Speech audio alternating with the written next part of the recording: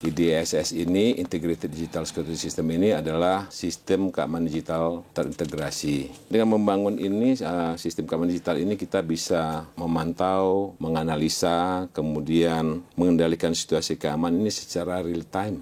Real time? Kata kunci real time, Mas. Ya. Sehingga kalau real time, bagaimanapun kita harus bisa juga quick respon, cepat tanggap. Kalau real time, respon itu yang diharapkan masyarakat. Kata kuncinya dua itu hal itu, Mas. Berbasis CCTV berarti ya? Berbasis CCTV karena real time dia. Berarti ini spesifikasi CCTV-nya khusus ya, bukan? Ya, pasti kamera CCTV yang kita gunakan ini berbasis analitik. Dia harus kamera analitik, kemudian berbasis AI untuk menganalisa dan mengolah data yang ada yang ditangkap oleh kamera. Kita mau mengidentifikasi wajah, bisa face recognition. Kemudian kita mau melihat pola gerak tubuh, bisa karena berbasis AI. Ketika seseorang duduk di suatu tempat yang mungkin bukan pada tempatnya, saya akan melihat, wah itu ngapain di sana? Dilihat, ternyata dia membawa sesuatu yang barang berbahaya. Itu bisa. Bahkan juga sensor-sensor ketika kita pasang suatu tempat atau titik, panic button, itu juga bisa. Semua bisa. Nah, tinggal kita mau apakan nih. Sayang sekali kalau misalnya kamera analitik tidak dimanfaatkan apabila padahal sebenarnya tugas pokok kita di kepolisian sangat bisa terbantu kalau memang ada kamera-kamera yang berbasis analitik yang ada di beberapa tempat yang memang jadi pantuan kita untuk menjaga keamanan.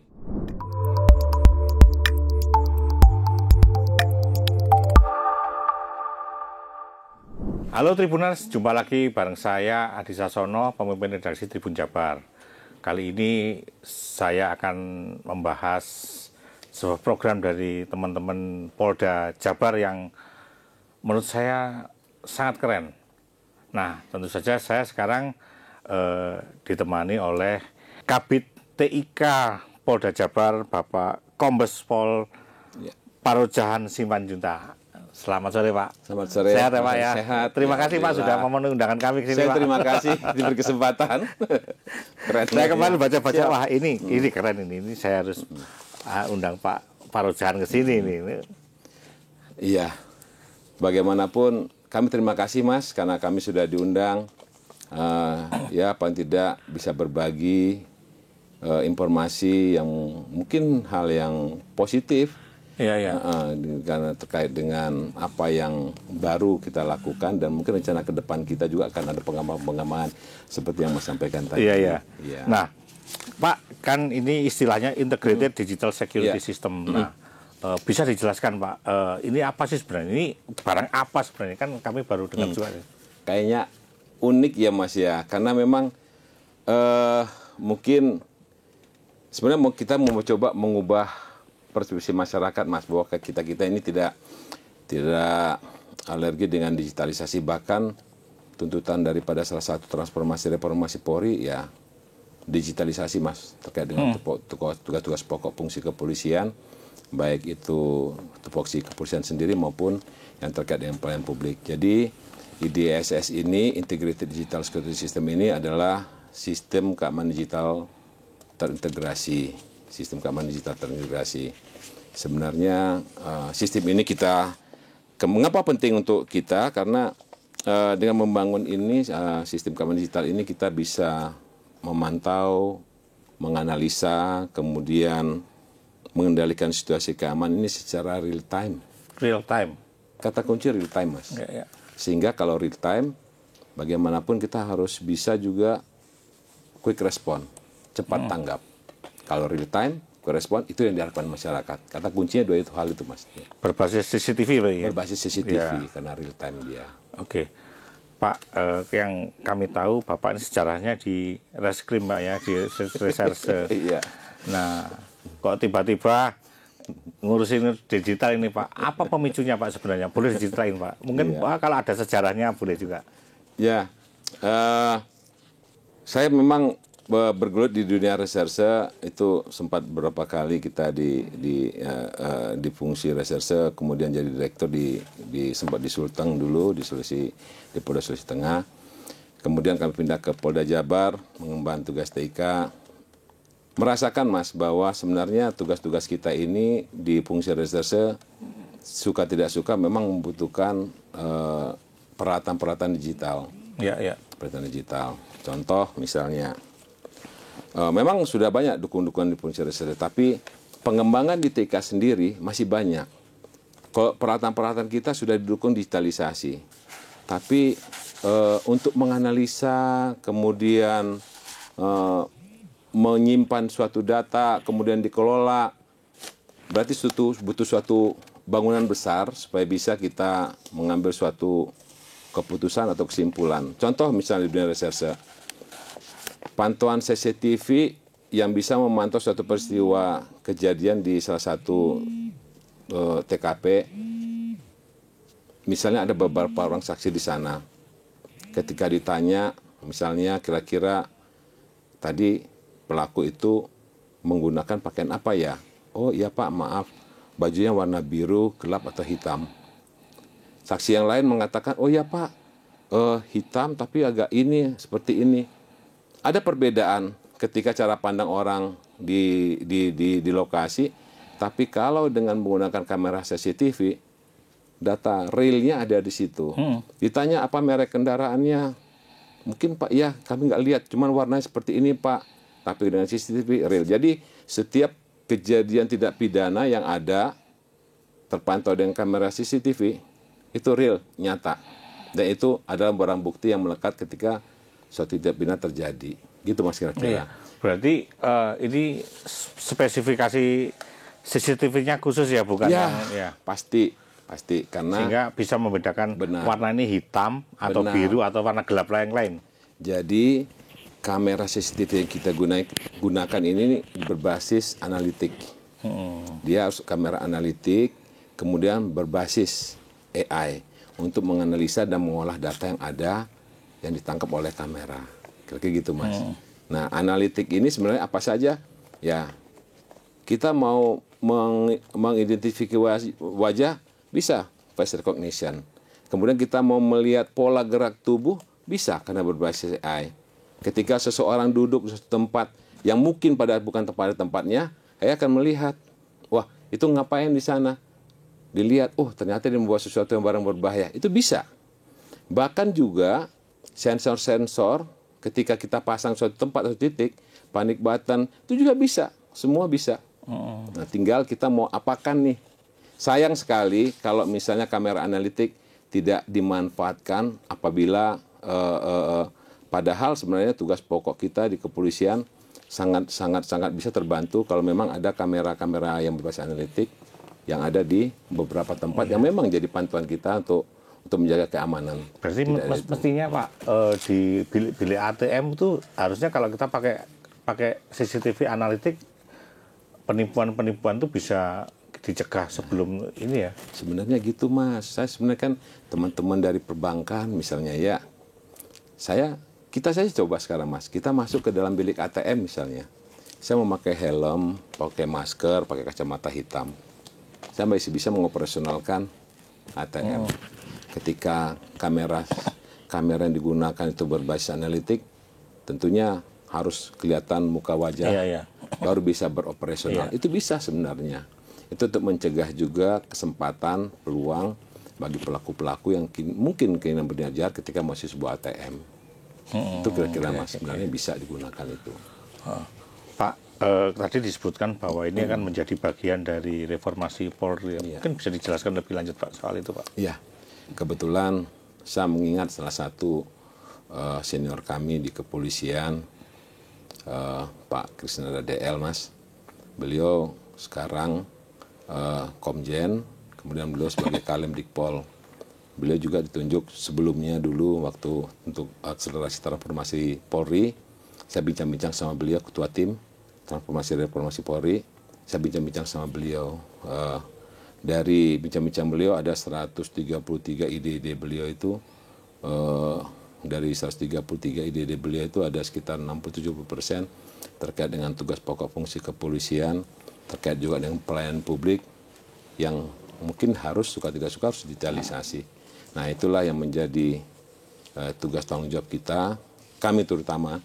Beliau ingatkan saya, tak, karena kamu di Polda Jabar itu tanggung jawab kamu.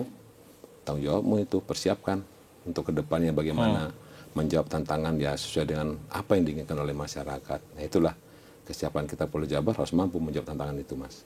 Oke. Nah, kalau di Polda Jabar sendiri payung hukumnya apa nih, Pak? Kalau untuk kan supaya bekerja ini harus tenang nih, harus aman nih. Benar.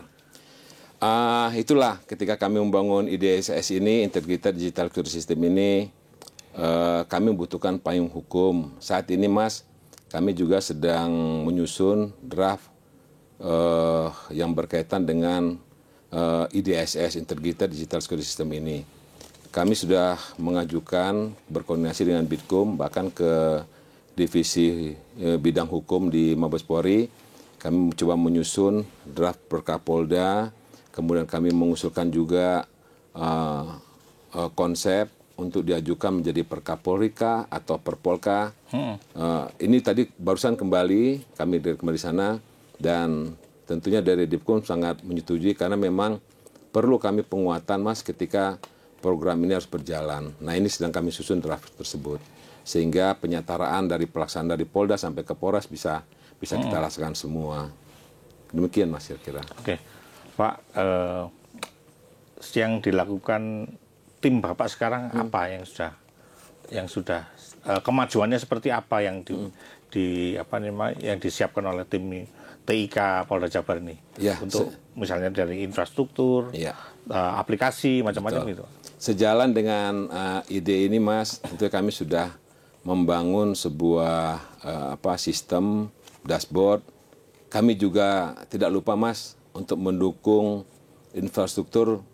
Kami juga telah berkolaborasi dengan pemerintah setempat, terutama dari Kominfo, teman-teman dari Kominfo Provinsi Jawa Barat, kemudian dengan Dinas Perhubungan, dan kami juga mencoba nanti mengajak teman-teman dari sektor swasta untuk mendukung kegiatan ini. Karena bagaimanapun pelaku-pelaku sektor swasta juga mempunyai tanggung jawab juga untuk membangun IDDS juga di lingkungan kerja mereka, tempat lingkungan usaha mereka. Nah, inilah beberapa hari yang lalu kami sudah menandatangani perjanjian kerjasama dengan dua instansi tersebut. Nah, sehingga untuk menjalankan program ini kami mendapat dukungan dari Pemprov Jawa Barat. Di samping itu kami sudah membangun semacam dashboard sistem yang tentu nanti dashboard itu akan mengisi nanti apa-apa yang menjadi kegiatan kita untuk mendukung tugas-tugas pokok kepolisian. Dashboard ini seperti rumahan, Mas. Kalau rumahan atau semacam apartemen, tapi nanti di dalamnya itulah aplikasi-aplikasi kita, termasuk yang salah satu ada di SS. Banyak nanti, Mas, makanya saya katakan tadi digitalisasi tugas pokok fungsi kepolisian, apakah itu nanti yang sudah digelontorkan saat ini kan ada EPA Mapta, Mas, yang baru di launching kemarin ya. Nah itu juga akan masuk ke situ nanti, Mas, EPA Mapta. Mungkin satu-satunya Polda Jabar, Mas, nih saat ini EPA Mapta itu di launching. Sehingga nanti belum ada, Mas. Nah, makanya dilaunching. Nah, itu akan terlihat di dalam dashboard. Patroli itu akan dilengkapi nanti dengan peralatan-peralatan, Mas, yang seperti saya bilang itu sama dengan waktu dulu masih ada police backbone ya, Mas, ya. Police backbone yang dulu itu sama seperti EPA Mapta yang dimunculkan kembali, nanti dilengkapi oleh dashboard, dashcam di depan, kemudian nanti ada body worm, anggota kita lengkapan peralatan-peralatan alat telekomunikasi, sehingga nanti sebaran mobil kita ini akan kelihatan. Sebarang mobil patroli kita akan kelihatan. Ketika ada kejadian suatu tindak pidana, nanti akan dilihat area terdekat siapa mobil patroli dalam dashboard kita. Langsung call. Kita juga ada 110 ya, Mas, ya juga. Itu juga. Jadi sinkron. Nah, jadi ketika tampilan dashboard besar ini kita bangun, itu memudah komunikasi untuk menangani ketika ada kejadian-kejadian atau yang sifatnya membutuhkan kepolisian di suatu tempat. Kira-kira gitu, Mas. Nah, saya melihat ada kerjasama dengan pihak lain, di Diskominfo, di Sub. Saya belum bisa melihat ini kan menjadi complicated gitu, Pak, ruwet gitu. Betul. Nah, bagaimana ini sebenarnya sederhana atau bagaimana, Pak? Kita perlu komitmen, Mas, dengan teman-teman Kominfo, dengan baik itu dengan di Sub. Tentunya kan tidak semua bisa. Ini ibarat mimpi yang besar loh, Mas, sebenarnya. Ini untuk baru satu langkah berarti ya? Satu langkah. Tapi tentu kita harus mengatur juga dengan baik-baik, kita memanage dengan baik-baik. kita bisa membagi pekerjaan kita, karena kita sudah PKS ya Mas, pekerjaan sama, sehingga kita juga bisa menentukan mana yang kita dahului, kita bangun dulu untuk jangka pendek, kemudian kita atur jangka menengah, jangka panjang. Persoalannya apa, kita sama-sama duduk bareng, nanti apa yang menjadi dukungan-dukungan infrastruktur mungkin kita bisa berbagi. Sebenarnya sangat, ini salah satu PKS integrasi ini juga salah satu penghematan efisiensi anggaran loh Mas.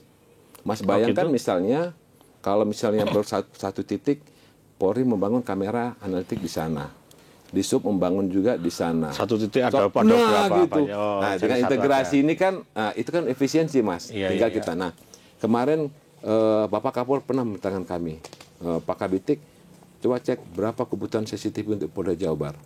Ada sekitar hampir 800 lebih, kita koordinasi dengan Polres yang harus kita hadirkan di tengah-tengah beberapa lokasi yang memang membutuhkan, yang belum terpantau. Nah, untuk menjawab itu, bukan kita bersama-sama duduk bareng dengan Pemprov, dengan termasuk Pemprov dan kabupaten, kota. Jadi nanti 800 itu bukan Polda, bukan cuma Polda yang menyediakan. Benar, seperti itu. Lebih terarah nanti Mas. Kemudian juga ada tanggung jawab, makanya tanggung jawab Kampinnas kan bukan tanggung jawab kepolisian saja juga kan Mas, termasuk pemerintah daerah dan masyarakat itu kan begitu ya. Oke. Berarti nanti ada juga misalnya standarisasi CCTV kan sekarang CCTV masih beragam ya yang di jalanan itu kan ya. Harus semua nanti ujungnya itu harus yang analitik ya Pak? Ya, saya berharap kalau memang ini bisa berjalan dengan baik ide ini, dan saya yakin bisa, dan kami sudah mulai melangkah walaupun belum sampai ke tujuan, tapi langkah nyata sudah dengan PKS kita dengan pemerintah provinsi daerah, tentunya Pemprov juga akan komitmen Mas ya, bahwa mungkin akan memperkuat juga, beri penguatan, akan ada perda mungkin yang dibuat ya untuk beberapa titik, baik itu berapa ruas jalan, baik itu ada bangunan milik BUMN, pemerintah daerah, swasta, mewajibkan mungkin pemasangan kamera CCTV yang berbasis analitik, baik itu di jalan, penggak jalan ada di kantor masing-masing untuk membantu. Itu juga membantu juga. Saya kira itu hal yang wajar ya Mas. Gedung-gedung di area publik juga misalnya begitu. Sekarang saya kira kok ini Pak Kabit, bahwa warga sendiri sudah banyak yang pasang CCTV. Nah, apakah itu juga akan dilibatkan? Hal yang bagus loh itu Mas. Sebenarnya itulah kebutuhan. Masyarakat sudah paham sebenarnya kebutuhan. Masa kita dengan pemerintah daerah masih mengabaikan. Ya Mas ya. Tapi memang kebutuhan masyarakat berbeda ya. Nah, masyarakat mungkin pemasangan kamera-kamera biasa untuk memantau, monitoring, merecord, itu sudah itu bagian dari itu sebenarnya masyarakat sudah hebat, sudah mau berpartisipasi untuk mengamankan diri. Contoh misalnya gini Mas, ada kejadian misalnya ya, masyarakat berarti kan ada recordernya, kan gampang kita buka recordernya, itu masyarakat udah hebat. Makanya saya ada juga mungkin himbauan kepada masyarakat, sosialisasi kita bahwa ya yang bisa dan mampu, ketika masyarakat merasa ada gangguan-gangguan ya selayaknya mereka juga memasang kamera CCTV. Ya, jadi itu hal yang positif Mas sebenarnya itu. Nah, jadi ya apalagi kita ya, minta daerah kepolisian. Apakah juga mereka akan didekati oleh polisi gitu? Kita kerjasama aja gitu. Ya boleh, bisa Mas. Itu nanti bisa seperti apa ya? Mungkin tidak ke Polda saja, tapi kan ke Polres bisa ya Mas, Polres. Polsek juga bisa gitu kira-kira nanti dengan jangkauan Polsek ke masyarakat langsung bisa mungkin kamera-kamera CCTV.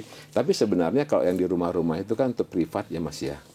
Untuk privat, mungkin yang di luar-luar, mungkin yang mengarah ke jalan. Itu walaupun kamera biasa tapi itu penting. Karena kejadian-kejadian atau ada mungkin sesuatu di depan itu kan perlu Mas. Setidaknya meskipun nggak detail kita tahu kronologi. Nah benar gitu dia. Tapi hebat Mas, masyarakat kita udah banyak memasang itu.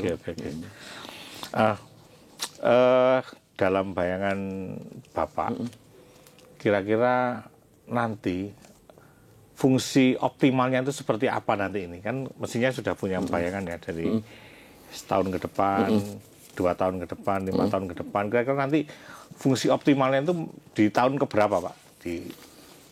Sebenarnya nggak lama ya Mas. Kalau misalnya kita tinggal pengembangan. Jadi harapan kita sih untuk berlaku di Polda Jabar ya paling nggak setahun lah Mas ya. Karena kan pengadaan kamera CCTV ini kan butuh proses ya. Cukup besar biaya memang untuk kamera CCTV yang berbasis analitik.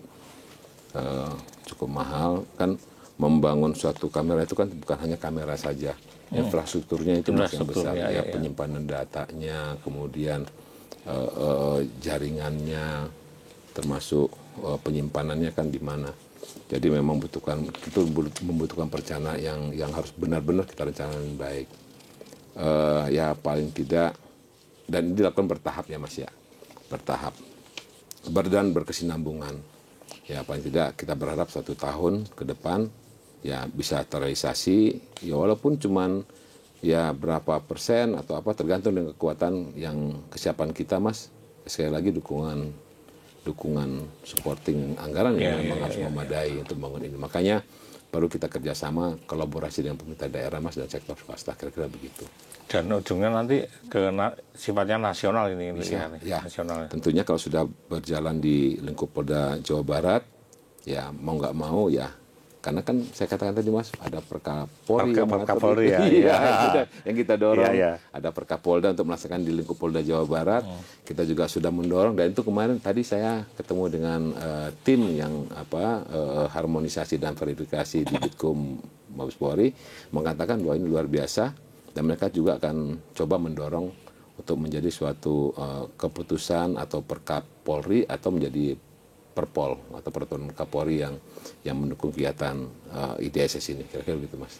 Nah, tadi Bapak menyebut soal keamanan data, Pak. Ya, itu kan pasti ini datanya luar biasa ini kalau data. Kemudian bagaimana tadi Bapak bisa menjamin keamanan data ini, Pak? Ini yang saya bilang tadi Mas, itu bagian daripada infrastruktur yang harus kita bangun. Infrastruktur, bukan hanya infrastruktur itu, kesiapan infrastruktur, data center, ya, server kita, tapi juga security data kita Mas. Percuma kita banyak kegiatan menyimpan data, tapi secure-nya nggak kita pertimbangkan. Nah, tentunya kita bersama-sama. Nah, ketika suatu data kita integrasikan, tentu konsekuensinya juga Mas, kita suatu untuk menjaga bersama-sama. Nah, memang tantangan buat kita, kita harus bisa menyimpan data kita dengan baik dan aman. Tentunya kita harus berkomunikasi dengan BSSN, ya teman-teman siber juga ada di Polda untuk menjaga dan melindungi data kita. Dan penyiapan data kita juga harus seaman mungkin. Banyak sekarang Mas yang menjanjikan pusat-pusat data center. Tentunya ketika kita menitipkan sebuah data, harus bisa kita pastikan bahwa data kita harus benar-benar bisa aman, ya, untuk terhindar dari serangan-serangan dari hacker-hacker atau yang lain-lain. Harus bisa kita jamin. Penyerangnya harus diajak kerjasama itu, supaya nggak nyerang. Kalau saya dengar memang begitu sih Mas. Ayo uji. Iya, betul kan? Iya, benar. Ya. Kita tahu misalnya, uji dulu saya punya, kira-kira tembus gak ini gitu kan? Nah, gitu ya, ya memang harus bisa bersama. Lebih baik kolaborasi gitu ya. Itu pola baru kayaknya Mas itu.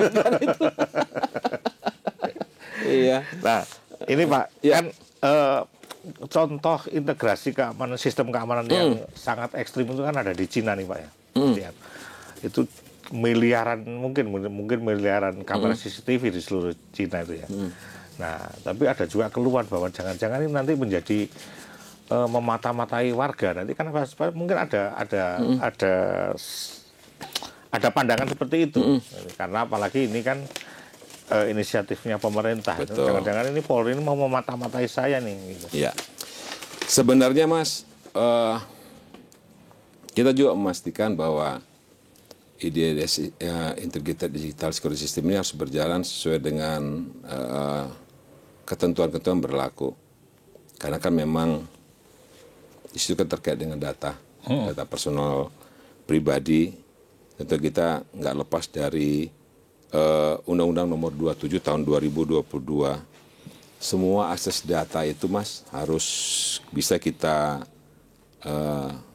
manage dengan otorisasi yang berlapis dan selalu dilakukan audit digital.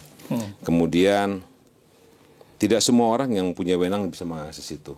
Tentunya data tersebut hanya orang tertentu yang bisa mengakses. Kemudian setiap aktivitas yang dilakukan ketika dibuka data personal itu, dia harus tercatat dalam bentuk log system. Jadi betul-betul sesuai dengan peruntukannya dan yang siapa yang untuk digunakan buat apa. Itu jelas diatur dalam Undang-Undang Nomor 27 Tahun 2002, Mas. Tentunya kita harus bekerja sama dengan BSSN, kemudian juga kalau di kementerian juga kita harus berkomunikasi dengan Kementerian Komdiji, masih kan Komdiji sekarang. Kemudian kalau di provinsi kita Kominfo untuk memastikan bahwa IDSS ini juga mematuhi standar keamanan nasional. Harus kita lakukan itu.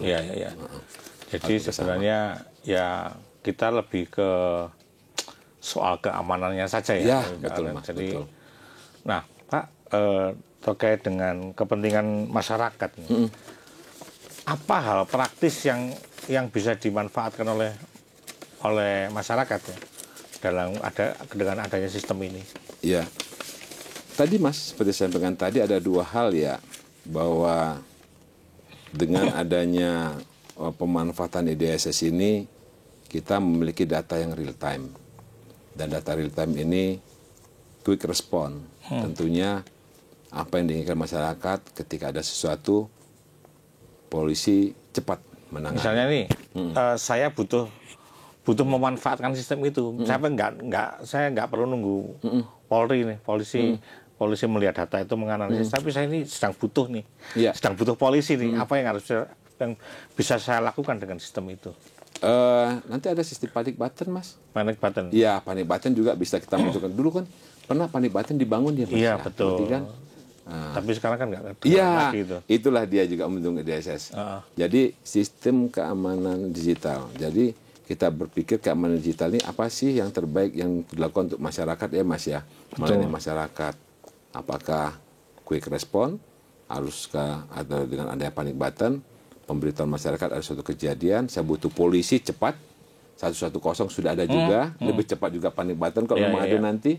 Jadi bisa ditampung semua dalam situ, dalam sistem IDSS ini. Oke, saya ini mau membayangkan aja satu entitas, satu unit, misalnya itu apakah itu mobil, itu wajah manusia atau saya secara keseluruhan sebagai manusia, itu pas begitu pertama kali terekam akan data saya itu, data fisik saya itu muncul ada tersimpan di data center itu ya berarti ya Pak? Iya, betul. Jadi sebenarnya secara umum kan ini kan ketika ini kan terpantau kamera ya Mas, terpantau kamera. Memang berjalan, itu terrecord semua. Tapi ketika terjadi sesuatu, alert inilah warning, apa sih kejadiannya? Alert ya. Oh, ada kejadian. Tapi kalau misalnya tidak ada kejadian ya berjalan. Data tetap tersimpan. Ya. Nah, ketika ada alert, data tersimpan. Nah, ini tidak semua orang bisa membuka. Nggak bisa. Itu saya bilang tadi. Tentu kan ada tugas pokoknya. Misalnya ketika wajah Mas terrecord, tersimpan berdasarkan face recognition yang ada. Yang bisa membuka itu bukan kita, bukan TIK. Sudah ada fungsi tertentu yang buka itu. Fungsi reserse terutama. Kan kemarin itu ada kasus yang di Jakarta kayak rame itu ada anak gadis umur 16 tahun hilang itu. Betul. Kan orang tuanya bingung ketika harus lapor polisi, ini handphonenya mati, tidak bisa dilacak. Betul. Nah, baru ada berita lagi kalau nggak salah itu 2 hari kemudian sudah ketemu. Nah, mestinya ini nanti bisa dipakai ya ketika si anak ini pertama kali terekam di tempat umum, kemudian dilacak nih. Bisa gitu berarti. Bisa. Ya? Jadi sebenarnya kan ini kan data yang diolah kalau memang ada inputannya, Mas. Iya. Kalau tidak ada inputannya kan tidak bisa diolah. Iya. Nah, jadi ketika saya misalnya ingin sama hal misalnya gini, DPO kita Mas, daftar pencarian orang kita. Iya. Kalau misal kita simpan dalam data, tiba-tiba tertangkap kamera, itu ada alert itu. Oh gitu ya. Kira gitu. Itu membantu ya. Iya. Pelaku-pelaku kejahatan ketika kita masukkan database-nya, kita tertangkap kamera, itu bisa itu. Itu bisa. Meskipun dari angle macam-macam ya. Tentunya kan data makanya. Kalau foto kan di depan aja. Misalnya kalau sekarang pelaku kejahatan Mas, biasanya kalau fotonya kan dari depan, samping kanan, samping kiri, ayo. Jadi udah kelihatan. Iya. Jadi jelas membantu Mas itu. Tentunya saya bilang tadi sesuai dengan Undang-Undang Nomor 7 Tahun 2022 itu tetap kita memperhatikan menjadi hak publik. privasi masyarakat terkait dengan data itu harus benar-benar kita jaga, Mas. Itu nomor satu. Itu dia. Nah, ini terakhir Pak. Ya. Mungkin ada yang bisa disampaikan kepada warga Jawa Barat ya, nanti terkait nanti pelaksanaan IDSS ini. Nah, biar nggak melebar-lebar. Nah, buat pengguna pemilik CCTV dan jaringannya, warga biasa, nggak Pak mungkin disampaikan lewat ini. Kami ingin menyampaikan bahwa kepolisian ini terus bertransformasi mengikuti perkembangan zaman tanpa kehilangan jati diri sebagai pelayan publik. Kemudian melalui IDSS ini kami menghadirkan apa yang diinginkan oleh masyarakat, yaitu keamanan lebih cepat, lebih cerdas, dan lebih dekat dengan masyarakat. Tentunya dengan pemanfaatan CCTV yang dilakukan oleh masyarakat, ini hal yang baik, hal yang bisa dilakukan oleh masyarakat jika membutuhkan, tentunya untuk menjaga. Jadi keamanan itu muncul dari bisa kita mengamankan diri sendiri dulu. Keinginan kita untuk mengamankan diri sendiri. Tapi ketika kita tidak mampu mengamankan diri kita sendiri, biasanya baru kita butuh bantuan kepolisian. Tapi dimulai dulu, kita bisa mengamankan diri kita sendiri. Jadi kami berharap masyarakat juga menyadari bahwa memang kebutuhan kamera, CCTV untuk di rumah, misalnya untuk keamanan kita sendiri, apabila perlu ya silakan digunakan. Dan itu membantu kita juga untuk mengawasi keamanan lingkungan kita sendiri. Tentunya mari kita sama-sama mewujudkan bahwa kota Provinsi Jawa Barat ini akan menjadi Jawa Barat yang aman, cerdas, dan terintegrasi secara digital terkait dengan sistem keamanan yang ada di wilayah. Dan berharap kami Polri mendapat dukungan dari masyarakat, baik dari masyarakat dan pemerintah dan sektor swasta. Demikian Mas, mungkin akan disampaikan closing statement. Oke, mantap. Oke, demikian Tribuners bincang-bincang saya sore hari ini dengan Kabid TIK Polda Jabar, Bapak Komisaris Besar Polisi Parojahan Simanjuntak. Saya kira ini topik yang menarik dan warga Jawa Barat bisa mencermatinya dan bisa menarik manfaat ya nanti ketika ini sudah diimplementasikan dalam kehidupan kita sehari-hari. Terima kasih, kita akan jumpa lagi dalam wawancara khusus lainnya dengan topik yang juga tidak kalah menarik. Terima kasih. Terima kasih, Mas.